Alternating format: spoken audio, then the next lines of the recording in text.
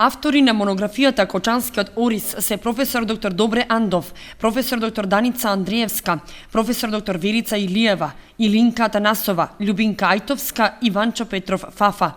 Издавањето на делото е по иницијатива на градоначалникот на општина Кочани Радко Димитровски, кој пред присутните зборуваше за целта на монографијата, а тоа е на едно место да се обединат најразличните аспекти на производството на орис кај нас.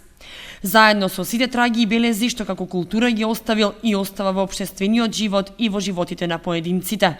Монографијата за Кочанскиот орис представува едно вредно, едно значајно дело во кое што на едно место се сублимирани, се вкаени резултати од долгогодишното искуство во производството, во праксата, како и резултатите од научно-истражувачката работа на авторите кои што се на авторите на оваа монографија.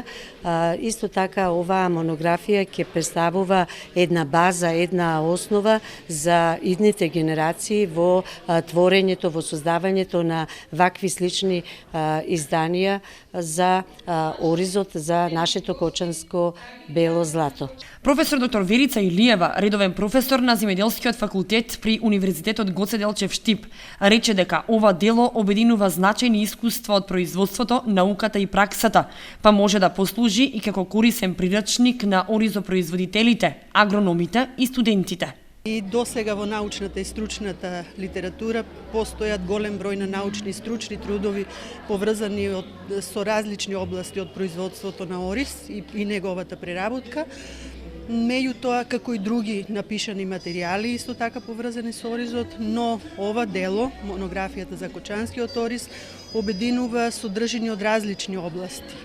Значи, како од областа на науката, така од областа на производството, на културата, историскиот тек на развојот на оризопроизводството кај нас и така натаму. Ова дело сметам дека ќе биде корисно како за луѓето кои што се директно поврзани со оризот, со производството, со науката, исто така ќе представува дополнителна литература и за студентите на факултетите од земјоделските науки. Монографијата за Кочанскиот орис беше предвидена да се подготвува од два различни аспекта, едниот од научен карактер и другиот од популарен карактер.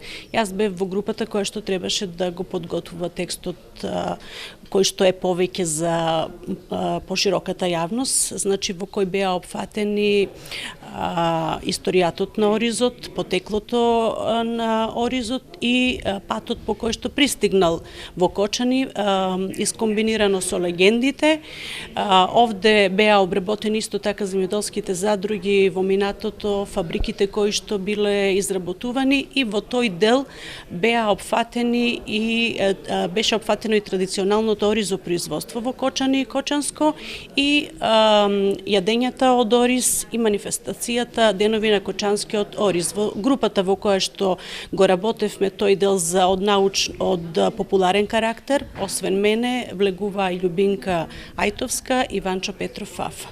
Според рецензентката Емилија Симеоновска, вороден професор на Земјоделскиот институт од Скопје, монографијата Кочанскиот орис ги зачува од заборав и губење важните историски податоци, преданија, сеќавања врзани за оризот, представува печат на едно време минато и сегашно. По врска со ова монографија можам да кажам дека е едно вредно, значајно дело, бидејќи е плод на едно долгогодишно искуство на истражувачите кои го создале, плод на една долгогодишна работа на поле, во лабораторија, работа помината на средување на резултати, на проучување на резултати од странската литература.